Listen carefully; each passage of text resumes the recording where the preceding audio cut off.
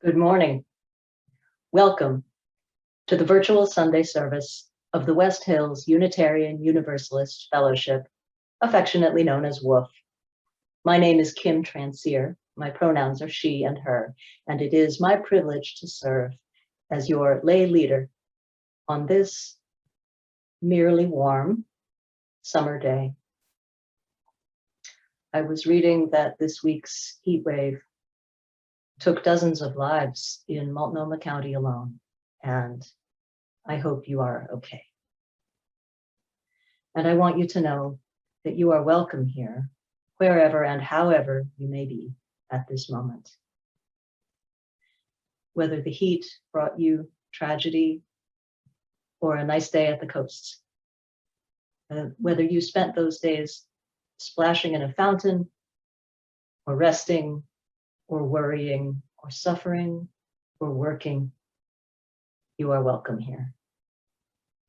And if you're a virtual visitor from another region, and you know what I'm talking about only because the name Portland got back in your headlines again this week, you too are welcome here. You're welcome here if the 4th of July means to you a joyful celebration, and you're welcome here if the 4th of July brings up bitter reflections. And you're welcome here if the 4th of July is just the 3rd of July plus one day. Please check the announcements that were attached to your order of service email that you got this morning, and you can see what else is happening at WOOF this week.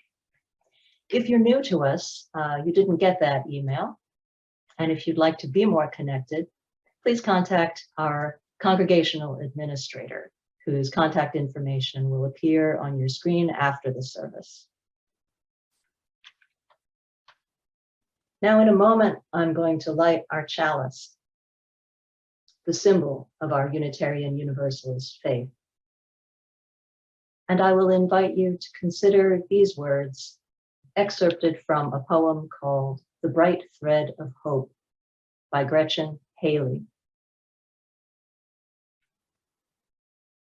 There is too much beauty in this world to give up on it yet, and it is always too soon to surrender to cynicism. Bring your doubt, your skepticism, your downright confusion, even your bitterness. But in the midst of all these, in the center, wrap your tender fingers around that still bright thread of hope. For this hour we come to celebrate, to praise, to give thanks, to refuse to give up, to steady ourselves, keepers of hope, brave builders of this still possible world.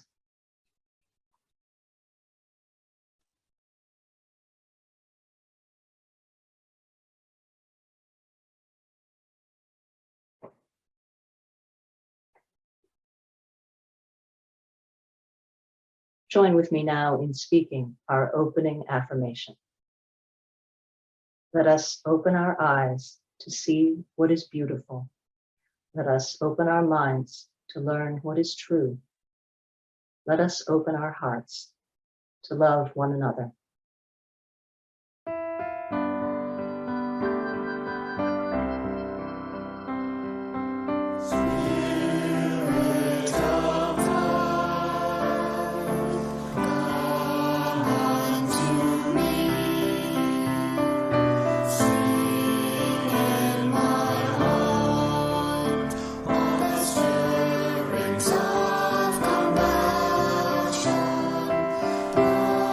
Always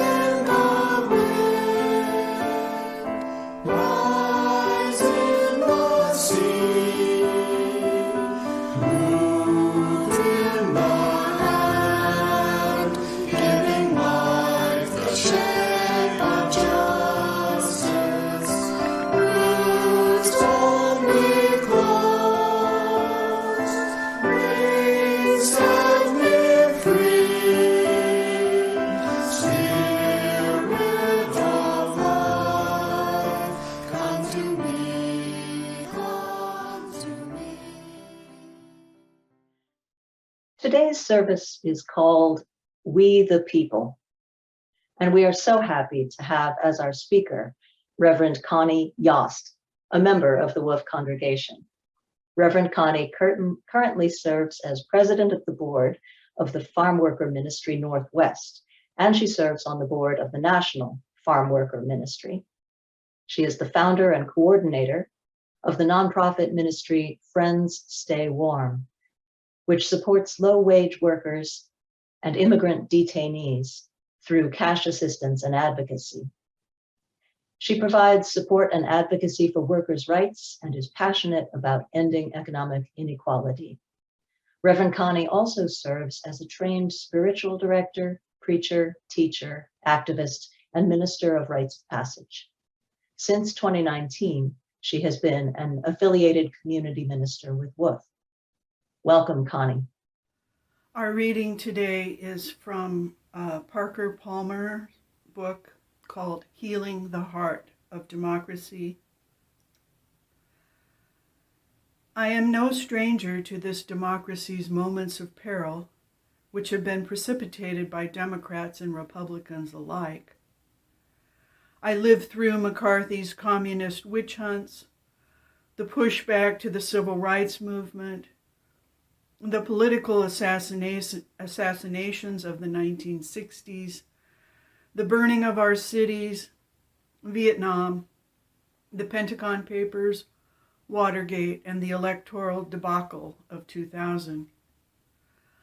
I have witnessed the rapid erosion of the middle class and the growing power of big money, an oligarchy of wealth to trump the will of the people. But with fear and fragmentation becoming staples of our national life, democracy feels even more imperiled to me in America. As our distrust of the other beyond our borders hardened and we began making aliens of each other, a we that included me, I fell into a spiral of outrage and despair. How did we forget that our differences are among our most valuable assets? What happened to we have nothing to fear but fear itself? When will we learn that violence in the long run creates at least as many problems as it solves? Why do we not value life, every life, no matter whose or where? Or understand that the measure of national greatness is not only how successful the strong can be, but how well we support the weak. And where have we the people gone?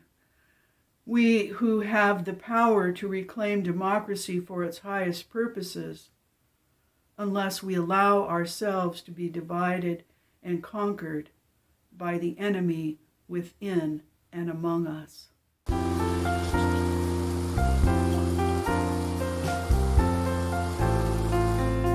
Lift every voice and let us sing. In every song, let freedom ring. From every soul comes a noble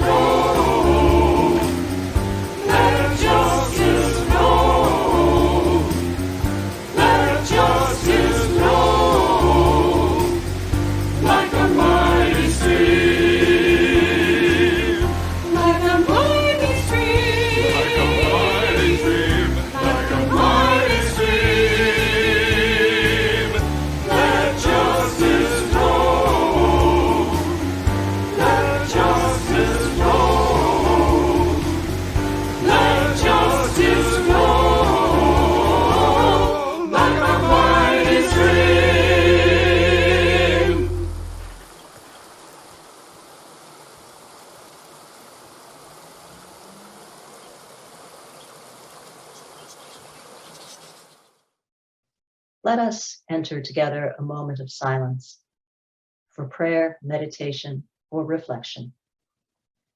You might bring to mind or speak aloud the names of those you would invite to join us in a silent circle of peace and compassion.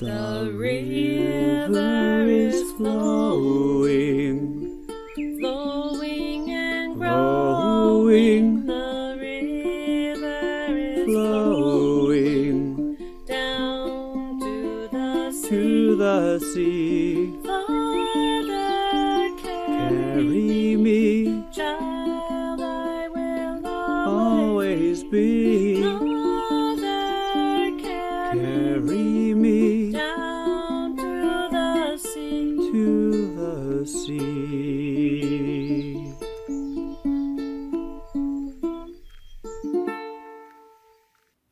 Good morning. I am the Reverend Connie Yost, an affiliated community minister here at West Hills UU Fellowship. It's good to be with you this morning. And happy 4th of July. 245 years ago, our founding fathers signed the documents that established American democracy, complete with the checks and balances that would prevent the accumulation of power in the hands of a single person. They had experienced firsthand the abuses of concentrated power at the hands of Britain's King George III, and thus set up the three branches of government: executive, legislative, and judicial. Well, these days, we face many threats to our American democracy, beginning with confusion over whether we are, in fact, a democracy. The terms democracy and republic are much used and debated, their definitions evolving over time, and they're not mutually exclusive. George Thomas, professor of American political institutions at Claremont McKenna College, explains that we are a representative democracy, with each state given equal representation in the Senate and representation based on population in the House of Representatives and in the Electoral College used for presidential elections. George Thomas tells us that American constitutional design can best be understood as an effort to establish a sober form of democracy. It did so by embracing representation, the separation of powers, checks and balances, and the protection of individual rights, all concepts that were unknown in the ancient world where democracy had earned its poor reputation. But it was Abraham Lincoln who, in the Gettysburg Address in 1863, eloquently outlined a vision of American democracy that went far beyond the limited view of the Founding Fathers, when he declared that America shall have a new birth of freedom, and that government of the people, by the people, for the people, shall not perish from the earth. Lincoln moved us into a true vision of we the people, all the people. George Thomas writes that Lincoln offered a definition of popular government that can guide our understanding of a democracy or a republic today. A majority held in restraint by constitutional checks and limitations, and always changing easily with deliberate changes of popular opinions and sentiments, is the only true sovereign of a free people. Well, this is the democracy we aspire to, but we know how flawed this arrangement can be in actual practice. The Electoral College has given us 5 presidents who lost the popular vote. In recent history, George W. Bush in 2000 and Donald Trump in 2016. Senators from states with small populations have as much voting power as senators representing large populations. And the Supreme Court is made up of 9 unelected judges, politically appointed for life, who can overturn any law. The filibuster is used to prevent legislation from coming to a vote in the Senate. American democracy is not perfect, and constitutional reform is needed and should be ongoing as further checks and balances of any abuse of power. Well, friends, we know that there are many threats to our democracy. On July 4th, 1776, news traveled slowly over long distances by horseback or ship. Today, we are bombarded by a seemingly endless stream of news about these threats. Today, we are seeing a resurgence in voting rights abuses. There is violence and threats of violence, runaway inequality, big money in politics, white nationalism, religious nationalism, lies being touted as truth, and politicians who will go along with the lies in order to be elected. But the biggest threat to our democracy, and the one I want to focus on today, is fear. In a 2009 4th of July sermon, I said, "Our founding fathers knew that fear is the most dangerous enemy of democracy, because when people live in fear, they often give up their right to govern themselves to someone powerful, someone who promises strength and offers them safety, security, and freedom." Gee, does anyone come to mind? Fear is human. It is understandable. It is something we need to have compassion for ourselves and others about. There's a lot going on in our world that can lead us to be fearful. Crises abound: environmental, global health, human rights, economic, social, political, and the plain old vanilla man's inhumanity to man. Who doesn't want to find some safety, security, and freedom in the midst of all of this? Many people find their safety and security in their religion, many of which share the same values as we do. as Unitarian Universalists. But fear of the other can drive certain people to distort religion and use it as a justification for violence or oppression.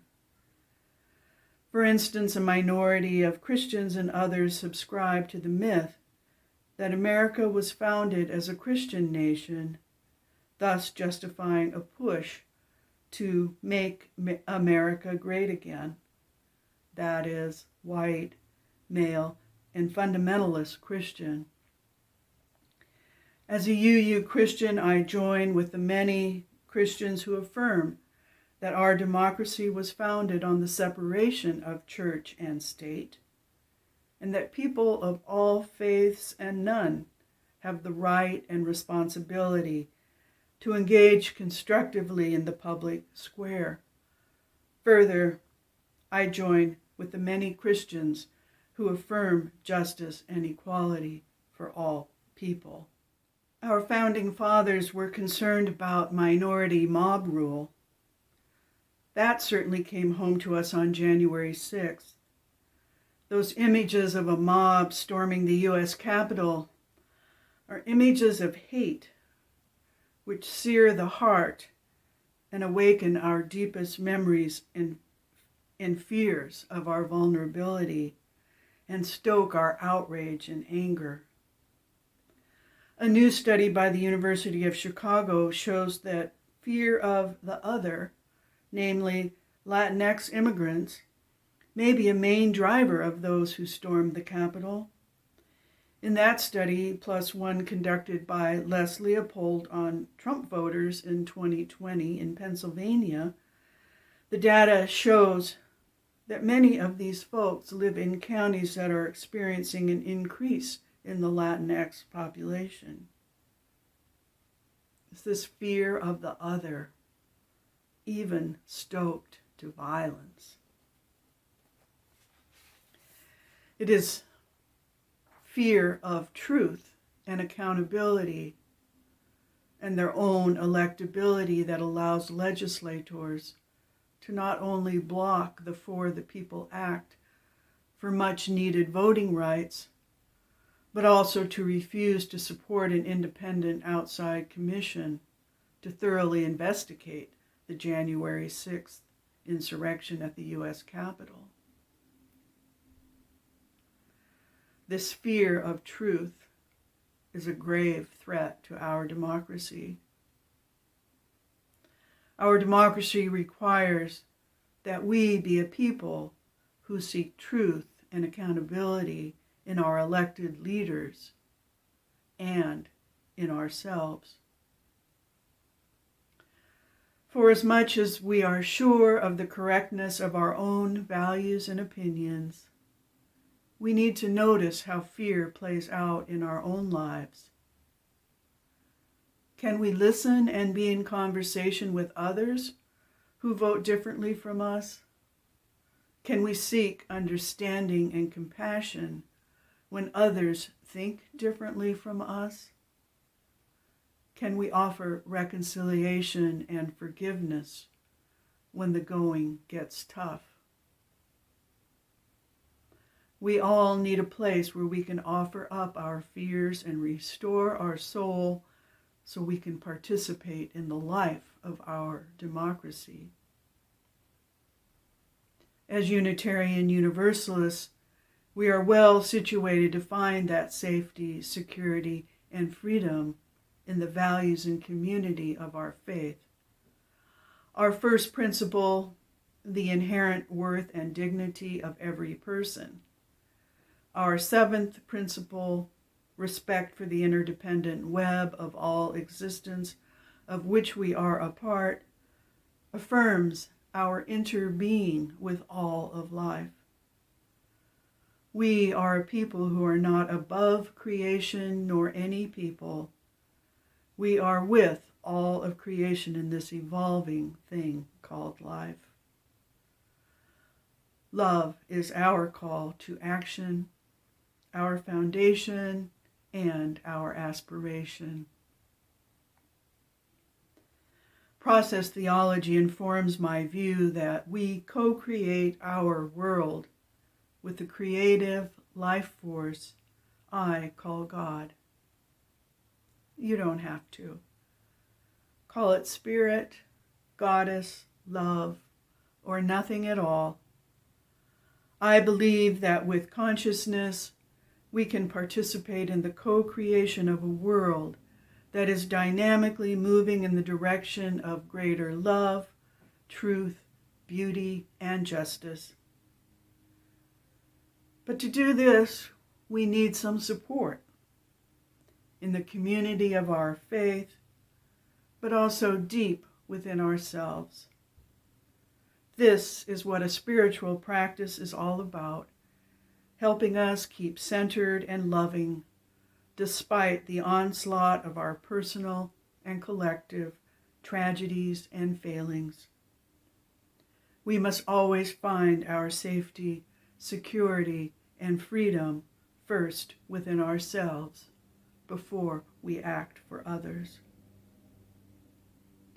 An act is what we must do. Our democracy depends on it. Life depends on it. Let us reclaim and proclaim democracy for its highest purposes, ensuring equality and justice for all. For all. We, the people, united as one. Amen, and blessed be.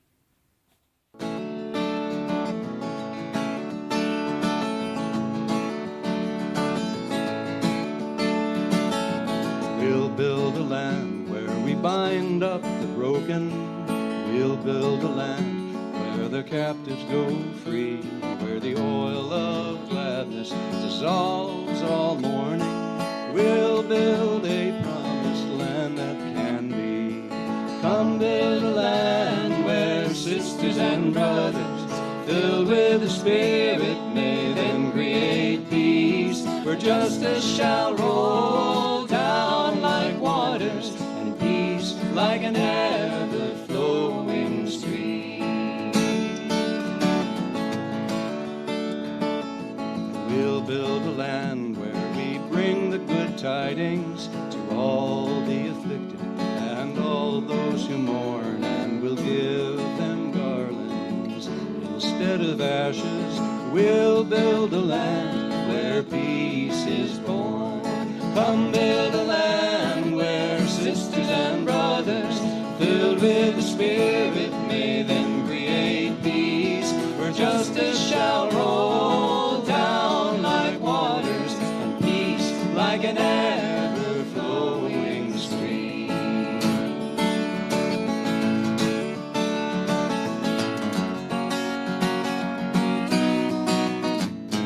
We'll build a land where the forests are fertile, where the water and wind run clean and clear, and community matters more than possessions. Come share this land, let's build it right here. Come build a land where sisters and brothers, filled with the Spirit, may then create peace, where justice shall roll down like waters, and peace like an ever-flowing stream. One more time. Oh, come build a land where sisters and brothers, filled with the Spirit, may then create peace, where justice shall roll down like waters, and peace like an ever-flowing stream. And peace like an ever-flowing stream.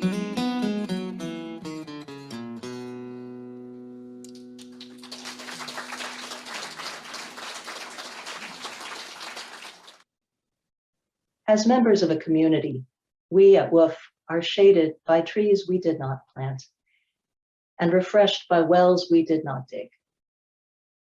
At this time, we pause to reflect on the gifts we receive and the gifts we have to offer. Join me, please, in our affirmation of gratitude and giving. Let us be grateful when we are able to give, for many do not have that privilege. Let us be grateful for all those who share their gifts with us, for we are enriched by their giving. And let us be grateful even for our needs, so that we may learn from the generosity of others.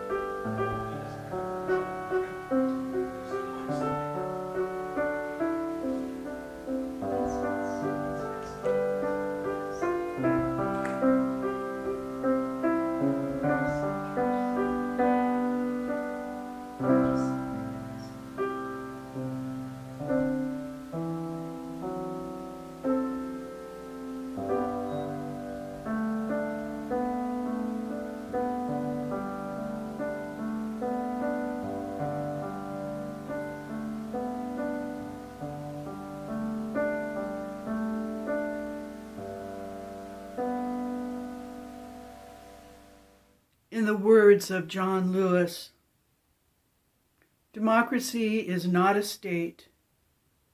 It is an act, and each generation must do its part by getting in what I call good trouble, necessary trouble. May it be so. As we conclude our time together today, I extinguish the flame of our chalice, but not the flame we carry within us as we go forth into the world.